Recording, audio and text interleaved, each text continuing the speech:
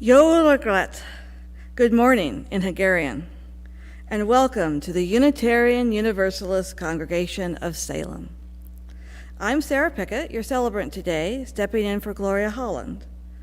Today we have as our guest speaker the Reverend Craig Moro, who carved our wonderful plaque many years ago that represents symbols from worldwide religious faiths. This seems particularly significant this morning, as we will hear more about Francis David and Giorgio Bandrata, two instrumental theologians from the 1500s in what is now Romania, who helped make what today we call our liberal faith, Unitarianism. The picture on the welcome slide is that of St. Michael's in Cluj, Romania. It is the first church where Francis David preached. So Cosino, thank you for tuning in, and welcome to Reverend Craig Moro, and to all of you, welcome.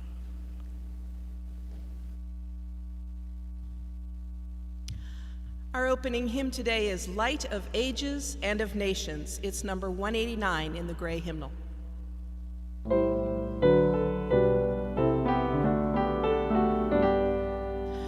Light of ages and of nations, every race and every time has received thine inspirations, glimpses of thy true sublime.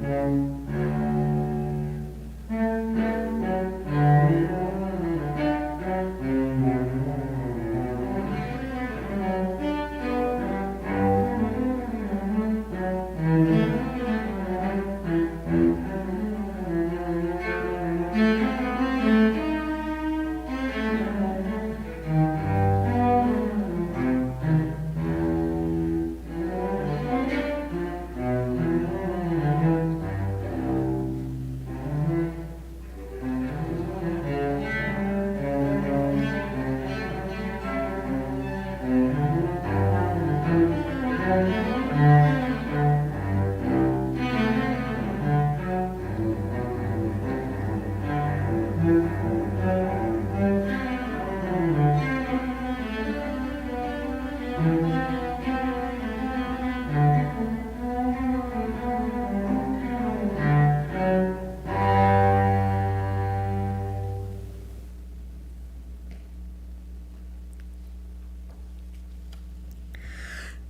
found this piece she thought was appropriate as 2020 comes to a close, and we are about to welcome a new and hopefully a little more gracious year.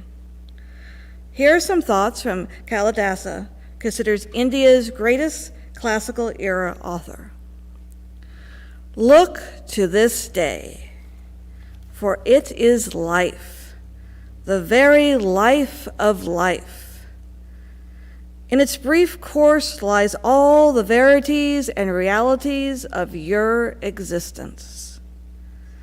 The bliss of growth, the glory of action, the splendor of beauty. For yesterday is but a dream, and tomorrow is only a vision. But today, well lived, makes every yesterday a dream of happiness, and every tomorrow a vision of hope. Look well, therefore, to this day. Let us look to this day and the days ahead as we say our affirmation. Love is our doctrine. Compassion is our way. Here we seek to create a joyful home for free religious exploration. Build a community of caring fellowship, nurture the hopes, and serve the needs of our world. Each week, we light 3 chalices. The first is for this congregation, the Unitarian Universalist Congregation of Salem.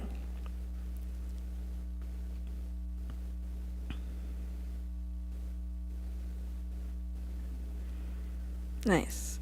The second chalice we light for our partner church, the Unitarian Church in Shimafalva, Transylvania, Romania. And the third we light for our children and youth in life's plan, religious exploration, and in the world at large. Thank you, Craig. We hallow this time together by kindling the lamp of our heritage. Albert the Lander. Please join me in singing the flame into life. Rise up, O flame, by thy light glowing, show to us beauty, vision, and joy. Hello and welcome to the Time for All Ages portion of the service. Today I'm going to share with you a light-hearted tale in honor of the new year and the celebrations that will be happening later this week. This story is called The Polar Bear by Amy Dringson, included in the collection Tell Me a Story by Louise Day Forrest. There once was an old man who lived alone in a small wooden house near the edge of the woods. One morning, the old man awoke and found that snow had fallen, and the path leading to his door was covered.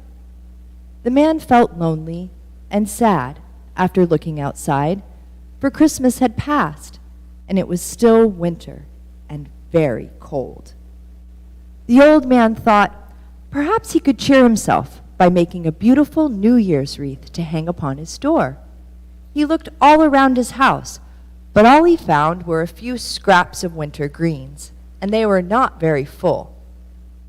Still, the old man took the puny twigs and gathered them together, making a small, sad-looking wreath. He hung it on his door and sighed to himself and said, "Dear wreath, how I wish that you weren't so frail." But still, it made him smile to look at what his hands had made, and indeed he went inside feeling a little less lonely. As the day became night, a giant polar bear happened by. The polar bear was suffering from an itchy back. Looking up, the polar bear noticed the hook in the little wooden door.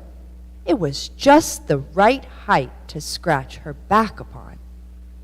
The polar bear began to scratch her back upon the hook, and the most dreadful thing happened.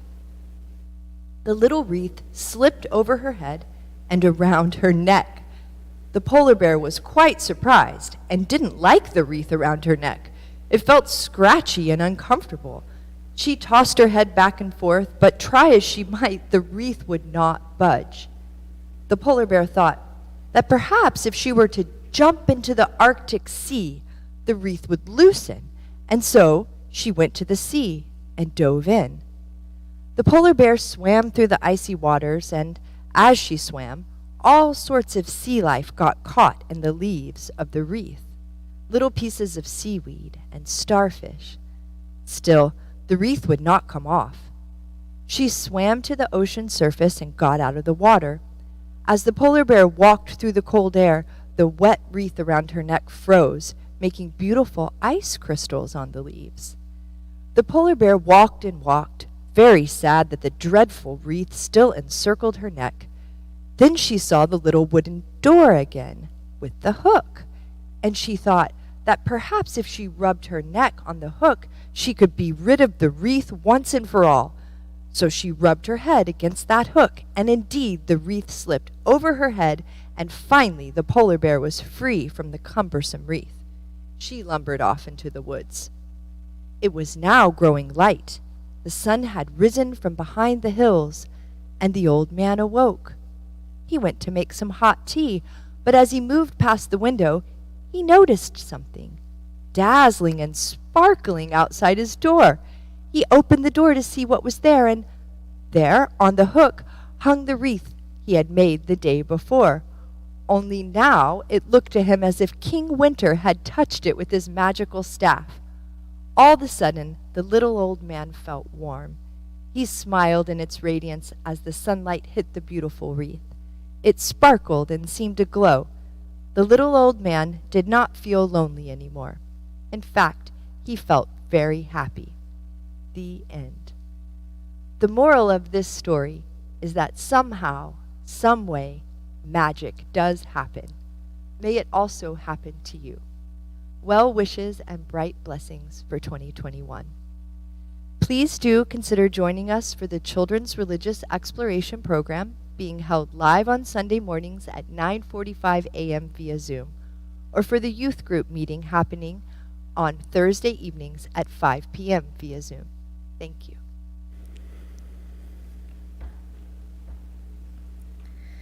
Here are glorious thoughts as we close 2020. As we say goodbye to 2020, a time that has presented all of us with a myriad of challenges, let us show compassion to ourselves and others, as many of our friends and family, and some of us, have endured extreme, unexpected hardships this year. COVID-19 has touched many families, resulting in loss of employment, food and housing insecurities, closures of schools and businesses and churches. So many gatherings going virtual now. Many families are grieving the loss of loved ones. Megan Roller asks for healing thoughts for her friends, John Beverly and his daughter Jordan, who were in a terrible car accident this past week. 2020 has also brought us social unrest, wildfires, and quarantines. Almost, if not all of us, have known some loss or sorrow this year. So let the tears flow. Tears of sadness, frustration, misunderstanding, and have compassion for yourself as well as for those around you. Give each other a little slack, and remember, love is our doctrine. Compassion is our way. And let us be mindful of gratitude. The tears of gratitude, the joy of gratitude, the quietness of gratitude. For all that 2020 has taken from us, it has also shown the beauty of being grateful for what might seem the ordinary. Friends, family, technology, researchers, and time. Remember these words from Reverend Darcy Roque. There is too much hardship in this world not to find joy every day. There's too much injustice in this world to not right the balance every day. There is too much pain in this world not to heal every day. Each of us ministers to a weary world. Let us go forth now and do that which calls us to make this world more loving, more compassionate, and more filled with the grace of divine presence every day. Please continue to share your joys and concerns on our website so that we may share them here during the service and stay connected as a community during this time. Thank you. Our pastoral hymn today is There's a River Flowing in My Soul. It's number 1007 in the Teal hymnal.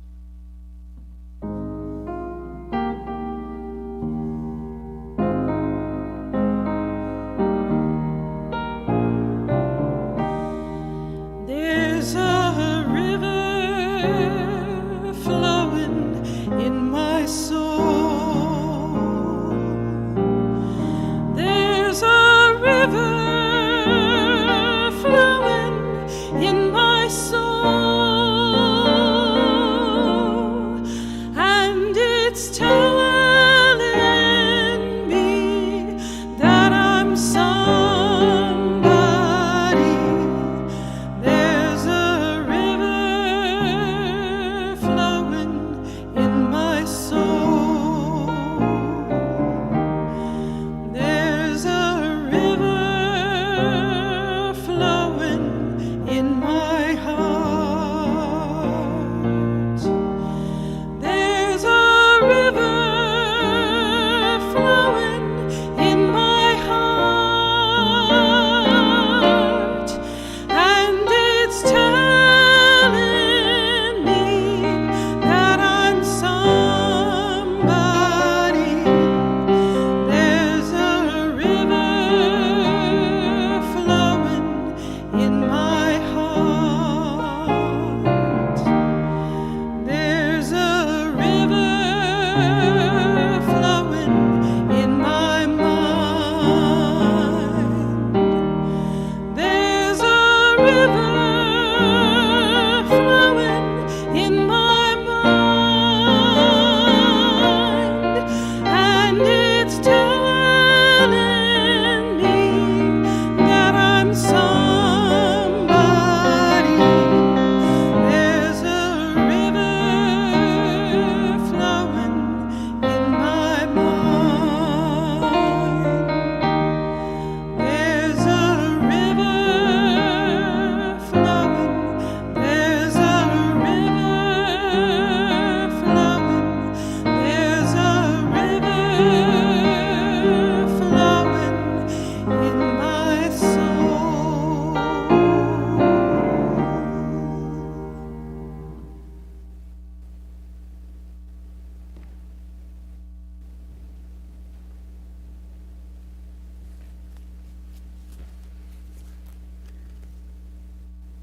Thank you so much. There's so many beautiful voices in this congregation, going through vocal cords or the miracles of string and wood. You've really created an amazing setup here to continue ministering to the world throughout this COVID crisis that we've been in.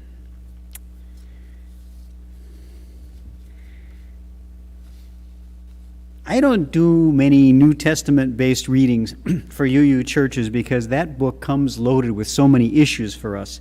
It's the scripture of the majority religion in our country, and within that majority there's a vocal minority who would like to make it everyone's religion, if not by law, then by hook or crook. Conversion of others seems more important to many of these folks than practicing this religion themselves. They actively try to hook as many as they can, taking Jesus' words about making his disciples fishers of men literally, I guess. The crook part comes when they try to hijack public spaces with things like Ten Commandment monuments or public schools with creationism or intelligent design in biology classes, replacing reason, experiment, and the careful testing of ideas with Bible doctrines that someone feels to be true.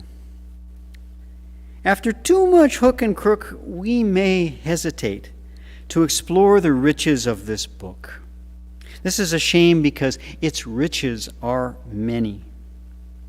The story it tells is sad and strong, sorrowful and stirring, filled not with facts but with human truth, powerfully told, like we find in this scene.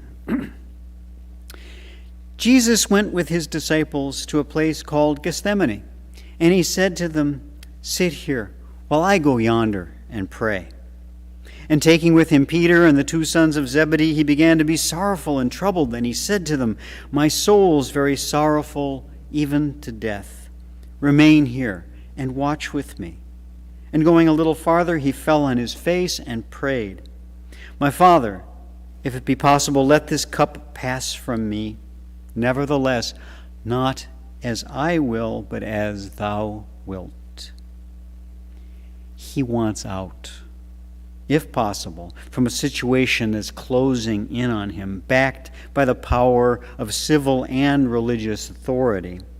He's glad that at least he still has his friends to watch his back until he looks back and finds they're all asleep. He shakes them up, goes to pray once more, returns, and again they're sawing logs. Then it happens for a third time. And now he says, "Are you still sleeping and taking your rest? Behold, the hour is at hand, and the Son of Man is betrayed into the hands of sinners. Rise, let's be going. See, my betrayer is at hand." While he was still speaking, Judas came, one of his main disciples, and with him a great crowd with swords and clubs, sent by the chief priests and elders of the people. Now the betrayer had given them a sign, saying, "The one I shall kiss is the man. Seize him." And he came up to Jesus at once and said, "Hail, Master!" And he kissed him. Jesus said to him, "Friend, why are you here?" Now here's a kiss and a question that's worth spending more time with after we pause for a moment while the singing bowl sounds. Now I feel like I'm seeing an old friend, but I know why this friend is here.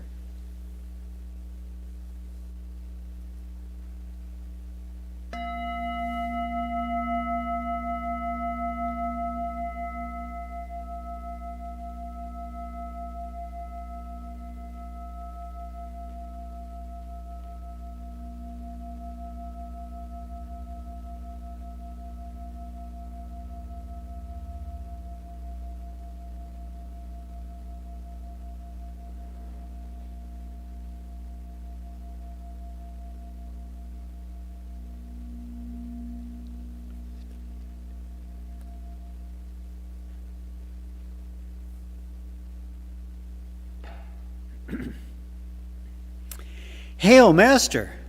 "Friend, why are you here?" In the Gospel of Matthew, these words and that kiss from Judas are the very last contact that Jesus will have with any of his disciples before his death.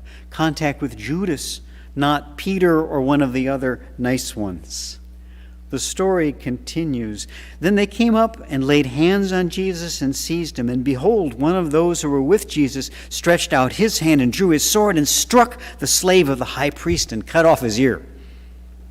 Then Jesus said to him, "Put your sword back into its place, for all who take the sword will perish by the sword. Do you think I cannot appeal to my Father, and he will at once send me more than 12 legions of angels? But how then should the Scriptures be fulfilled, that it must be so?" We might wonder if this last bit was added to show that Jesus is ultimately in control of the whole situation. These events have been predicted, after all. But I felt in his earlier words, "Friend, why are you here?" a note of real surprise, even shock. Maybe there's a tragicomic edge to his voice now as reality sets in, and yet he boasts that he could call for a dozen legions of angels, or even more. If they're legionnaires, would they be dressed like Roman soldiers with helmets and shields and the whole bit? So maybe Jesus is mocking Judas with this graphic image of God sending in his band of armed supporters. Hey, look, mine's bigger than yours. Maybe Judas was his joking buddy among the disciples, unlike Peter, who was always just too earnest and who is about to run away along with all the rest. Judas is the only one to stay. He's still there, and Jesus gives it to him in front of everyone, just like Judas had given Jesus that kiss. It's the first Judas kiss we can call by that name, but hardly the last.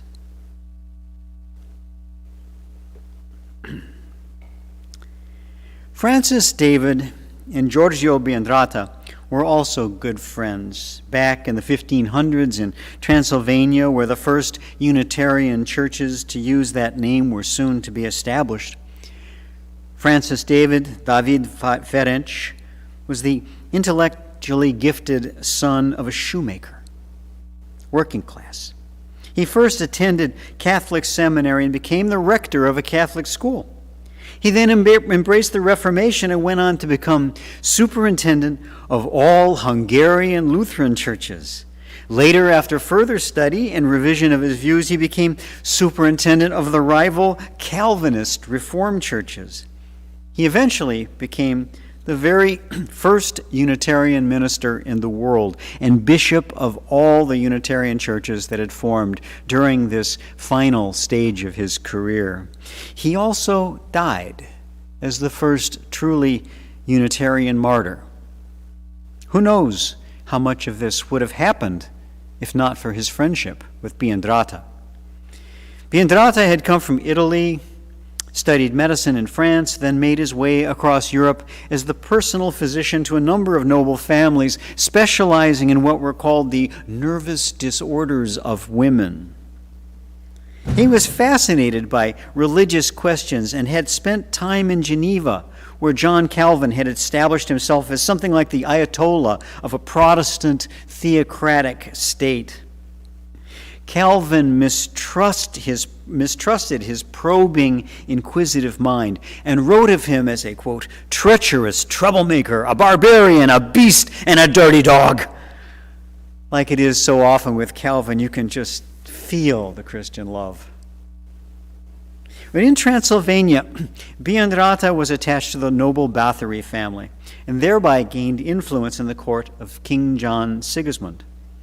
Getting to know Francis David as a Reformed church leader, he helped set him up as the king's court preacher. Eventually, under the influence of these men, Sigismund would become the first, last, and only Unitarian king in history. But that's a story for another day. Bandrata had cultivated relationships with many leaders of the Reformation, but he developed a special closeness with David. Together, they began to probe Orthodox Christian doctrines even deeper, taking their inquiries beyond anything Luther or Calvin had ever attempted or would have allowed. Bandrata was always pushing David to go still further back in those early days. Europe at the time had been going through a communications revolution not unlike the one we've been experiencing these past few years. Excuse me. Before the widespread use of paper and the invention of the printing press, Books had been few and rare and extremely expensive. A whole herd of sheep was required to provide the vellum for just one copy of a hand-lettered Bible, and this was reflected in the cost. The sharp rise in the availability of books and the spread of literacy went hand in hand with earth-shaking results, especially in people's religious lives. With their own Bibles in hand, more and more people could question the teachings of the church, come to their own conclusions, and write their own books to share with others. When church or civil authorities objected to a book, they might attempt to seize and destroy all copies. But this became increasingly difficult with their decreasing size. A folio might be bigger than a desktop computer, but the quarto was much smaller. The octavo, duodecimo, and sextodecimo were smaller still, corresponding to the laptop, iPad, and smartphones of the time. How could you find and destroy them all? You could find and destroy a printing press, true, or you could try to destroy the author. People watching this unfolding drama of ideas, information, and power, they watched this with great fascination. One historian of the time wrote that public debates of important questions were as popular as tournaments and jousts had formerly been, and no subjects had a more lively appeal than those of religion. Such debates could as easily end in death as those earlier forms of entertainment, which may have added to their appeal. Torture and prison were also likely outcomes for those who lost or who offended the wrong people while winning. It was in such a setting that Bandrata and David began to question the doctrine of the Trinity, God in the three distinct persons of Father, Son, and Holy Spirit. At first they were cautious, presenting arguments for and against this central teaching of both Catholic and Protestant churches. Over time, they became bolder. They became bolder still when they were given their own printing press by none other than the king himself. One of the first projects for which they employed this technological wonder was a book called The False and True Knowledge of God. It was devoted mostly to serious and sober arguments of scriptural versus ecclesiastical teachings about the nature of the divine. Scripture and church taught something very different. But it also included one chapter illustrated with representations of the Trinity that was still affirmed on both sides of the Catholic-Protestant divide. These pictures included a three-faced figure installed on an altar, Father, Son, and Holy Spirit sitting at a table together, or being transformed into a communion wafer, and a depiction of the actual flesh of Christ like a coat descending from heaven. It's important to note that David and Bandrata had created none of these images themselves. They were all from perfectly orthodox sources, such as church sculptures or tapestries from different parts of Europe. The new medium of printing had made it possible to bring them all together, accompanied by questions in a critical text. As is so often the case, the graphics got the most attention from offended Orthodox believers who felt that their noses were being rubbed in something that they themselves had produced. Bad puppies. Graphics. Powerful then and powerful today. In Transylvania or Virginia, about any place you go. We say that a picture is worth 1,000 words, but we should add that it speaks those words again at every glance until the sound is overwhelming. That's no fun to experience, although I think that the two friends had fun with the book. Can you believe that those guys believe in this? Please understand that Bandrata and David were not doing this just for the pleasure of argument or simply to be contrarians. They acted out of concern for salvation and the fear that such religious concepts as God in three persons put every unsuspecting believer in danger of punishment for the sin of idolatry or polytheism. But I do think they had fun doing what they did. It can be very exciting for friends to face some danger together, especially if they feel that they've got a king in their corner and at least some measure of power. David and Bandrata weathered the storm over the book and its graphics. At Bandrata's urging, David entered and won several important theological debates, including one at the city of Varad, where, true to his name David, he bested several well-known Goliaths in religious matters. He then boldly proclaimed, Ej Osh Ishten, God is one, standing on a boulder in the city of Koloshvar, and was carried on the shoulders of a cheering crowd to his church. Many churches throughout the city and region were soon openly Unitarian in theology.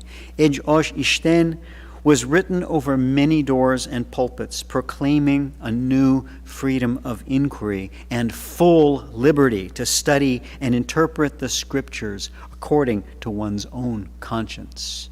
Freedom and liberty of conscience. But 2 years later, King John Sigismund, was dead. Transylvania had a new prince, and things changed in the courts of power. Through his role as a physician, Bandrata smoothly insinuated himself into the new ruler's good graces. Meanwhile, David, denied a place at court and now without access to a printing press, began to ask in his own church ever more challenging questions. Quote, whether Christ, since he was not called by the apostles, could positively be called God, and if not, whether he could be invoked in prayers. Could we ask Jesus to help us or save us? Does Jesus save, like highway signs still say today? No, said David. We must ask God alone for help, just as Jesus does in the gospel stories. Bandrata thought David was going too far and urged him to recant. He was worried that such extreme views could put all Unitarian churches, their ministers, and members at risk. It was a legitimate concern, though no doubt he was also worried about the well-being and livelihood of one Giorgio Bandrata, who had grown accustomed to the pleasures of high society and now felt exposed and vulnerable. David responded by going even further and proclaimed that Jesus should not be worshipped as God. He would not use the language that his colleague demanded that he should use. And Bandrata denounced him to the prince, who had David put under house arrest and forbade him to speak in church. Who would have ever thought that we would see such demands to toe the same language line in Unitarian Universalist churches today under threats of punishment like censure, excommunication, and professional death? Or that we'd see a group of ministers seize copies of a colleague's books and throw them in the trash at our annual General Assembly? Of course, that's exactly what we're seeing now in how colleagues of mine, like Todd F. Clough and Rick Davis, have been treated these past 2 years. But just like these courageous souls, Francis David was unbowed. Before beginning his confinement, he preached one final sermon, which ended like this: whatever the world may yet try to do, it will nevertheless become clear to the whole world that God is one. Ej Osh Ishten. Shortly thereafter, at Bandrata's urging, the prince had a council convened to put David on trial. Social class played a role. The shoemaker's son was to be judged by a panel of hereditary nobles whose interests were vested more in hierarchy and power than in truth or conscience. Bandrata took the role of chief prosecutor and attacked David on the grounds that by teaching us to worship God alone, he was essentially preaching a conversion to Judaism. He could have said Islam, but might have been nervous faulting that religion with the Ottoman Empire right next door. David replied by asking if Bandrata had not also held such views until recently. His friend replied that even if he once had, he no longer did so.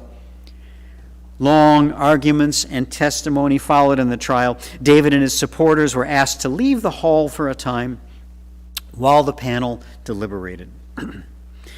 While they were out, Bandrata denied that he had ever shared David's views, which he called no less than blasphemy. When David was called back inside, Bandrata crossed the floor to, quote, embrace him and reassure him that all would be well. It's not recorded if he kissed his old partner or not, but how could anyone present have failed to see Judas and Jesus in these two?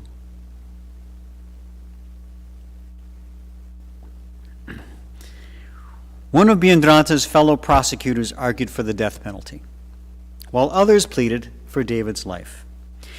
At any rate, the guilty verdict had been reached by the time of the former friend's embrace. David, who was already ill, was sentenced to life imprisonment in a castle dungeon where he died 5 months later. His burial place was kept a secret. That's a time-honored way to keep such graves from becoming rallying points or shrines. What about Giorgio Bandrata? He soon cut off relations with his former Unitarian colleagues, began to associate more with Catholic patrons, but most often kept to himself, became a bit reclusive. Religious matters no longer held his interest, and he turned his efforts to amassing as much money as possible. Eventually, he named one of his nephews as the heir to his large fortune, on the surprising condition that the young man should remain Unitarian. Some say that his nephew smothered the good doctor in his sleep in order to claim his inheritance early. The evidence is mixed. It seems that on one hand, Bandrata had abandoned his friend for comfort and wealth, but it seems that there was also part of him that stayed where he and his friends had done so much together. That must have been a terrible tension for him to bear. The Gospel of Matthew tells us that Judas returned the 30 pieces of silver he got for betraying Jesus, and then he hanged himself. The book of Acts says that he used the money to buy himself some land, but when he stepped onto it, he sort of exploded with the blast centered in his bowels. Not a happy ending. Not a happy story. And I'm not sure I'd like to see this bit depicted graphically. Speaking of graphics, here's one that you should see. Let me show that. There we go. Look at that beautiful thing. It shows the symbol of the Unitarian churches of Transylvania, inspired by a line from the Gospel of Matthew that is said to have been one of Francis David's favorites. Behold, I send you out as sheep in the midst of wolves, so be wise as serpents and innocent as doves. Notice how the serpent seems to hold the dove, confine it within limits, but also notice how it's swallowing its own tail. That could make your bowels explode big time if you go too far. But even before that happens, the more the serpent swallows its own wisdom, the less it will shelter, and the more it will smother the dove. It's a powerful graphic, especially if you know that the next gospel line tells us to, quote, beware of men, for they will deliver you up to councils. I don't know if the church adopted this symbol before or after the events I've shared with you today. What's your guess? Before or after? It's a difficult thing to try to imagine. But friends, why are you here, if not to think about such things sometimes? It's a difficult story, sorrowful and stirring, but it's our story too. And knowing it will only make us stronger. May we go forward into light, knowing that our roots grew strong in what has sometimes been real darkness. Blessed be.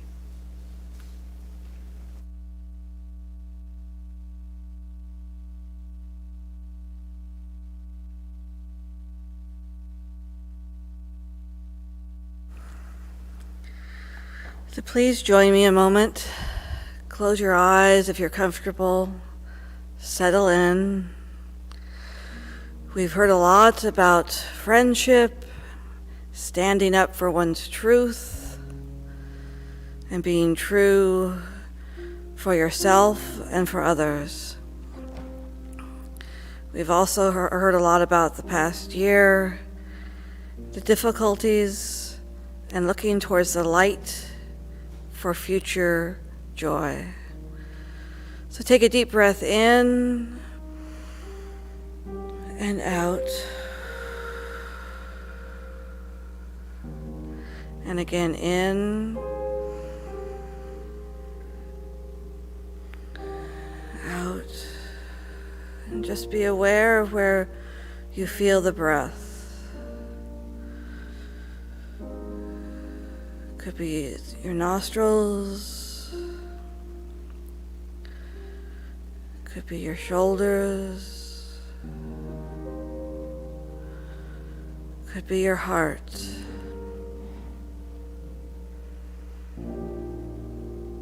Now relax and breathe normally. And I'm going to say a phrase, and if you feel like it, please repeat the phrase after me. May I be filled with loving kindness. May I be well.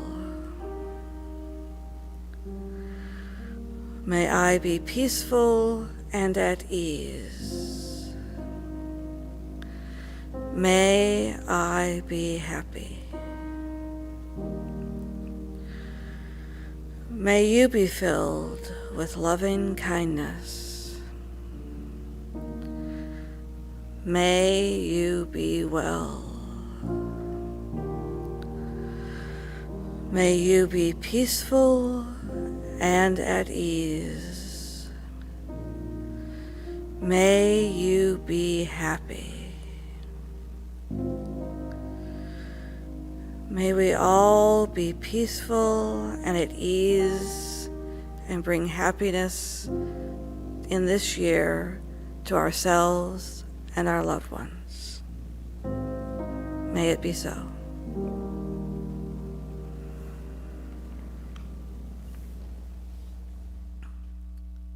Our shared recipient for December is the Interfaith Movement for Immigrant Justice.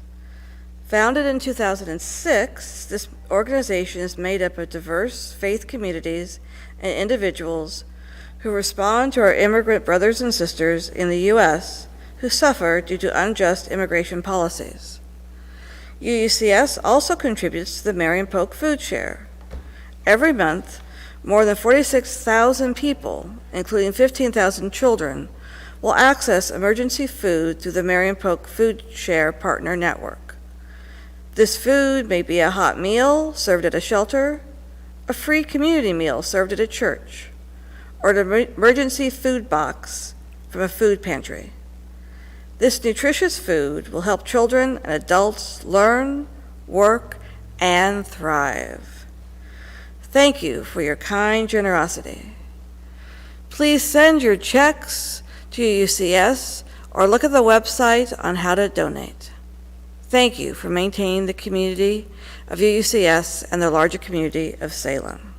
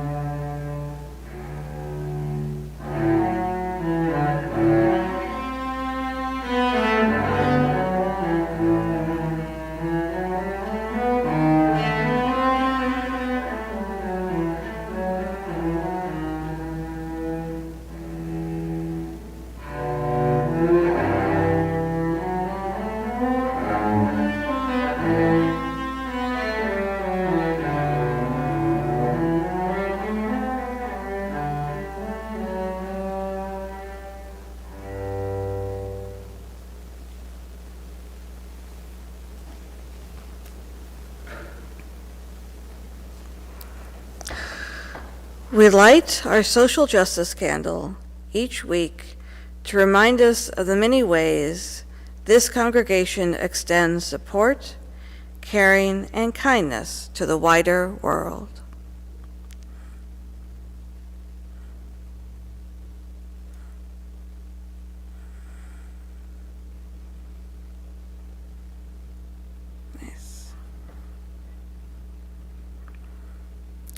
As we extinguish our chalices today, allow me to share these words from Cynthia Landrum. Be true, be well, be loving, by Cynthia Landrum. We leave this gathered community, but we don't leave our connection, our concerns, our care for each other, our service to each other, to the world, and to our faith continues. Until we are together again, friends, be strong, be well, be true, and be loving.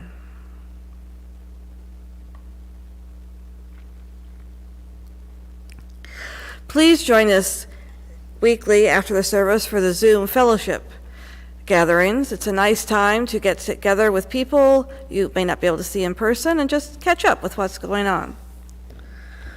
Also want to make you aware that to benefit the UUCS Music Fund, there's going to be a live stream cello concert by our own Dr. Kit Abramson, if I can say his name, on January 9th. So please tune in for that. That will be nice.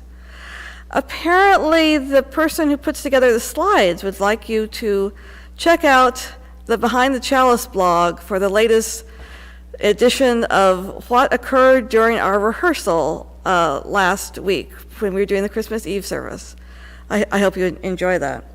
Also want you to be aware that if you go on the website, you'll see a hot topic that talks about the UUCS listserv, which I believe was a Yahoo email process, is going to go to a Google electronic bulletin board. And there's an easy way to make that switch, so be sure and do that. What you're looking at now is make a prayer flag. There are several flags that have been made that have been connecting the UUCS community and our hopes and dreams for our future in this coming year. And all the flags will be hung in the sanctuary and featured on the February 14th service. So please be sure and come in and do your flag or send it in so that your flag can be shown. And that is what we have today. Thank you. Our closing hymn today is Break Not the Circle. It's number 323 in the gray hymnal.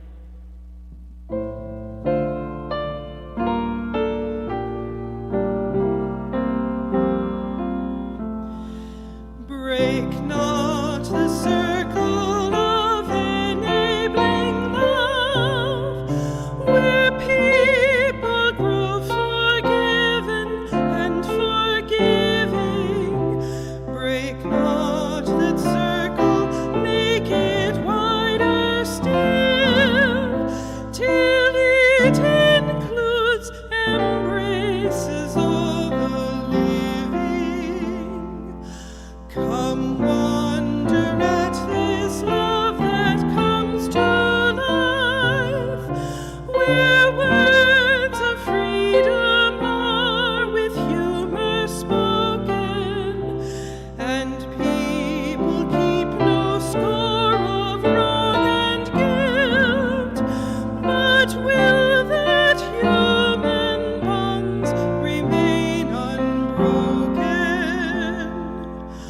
Join then the movement of the love that frees, till people of whatever race or nation will truly be themselves, stand on their feet, see eye to eye with laughter and elation.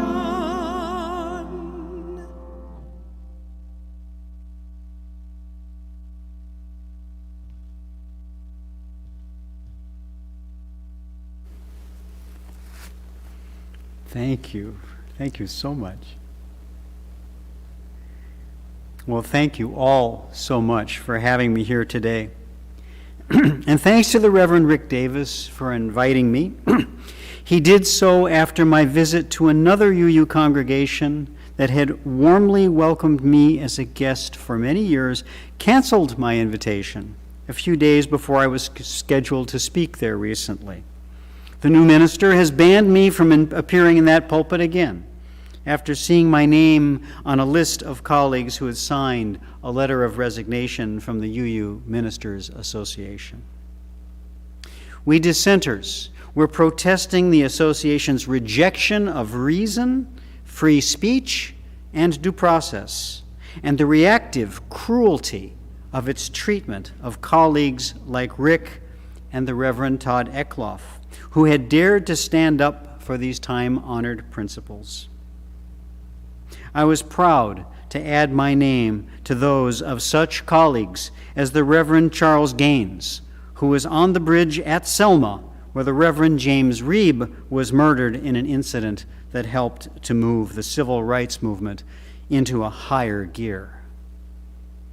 Yes, it's a difficult story, sorrowful and stirring, but it's our story too, and knowing it will only make us stronger. May we go forward into light, knowing our roots grow stronger as we pass through times of darkness. So may it be.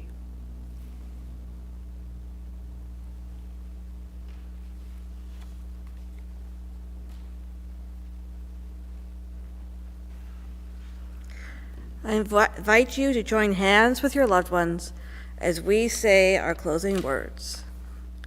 May faith in the Spirit of life, hope for the community of earth, and love for the sacred in one another be ours now and in all the days to come. Blessed be.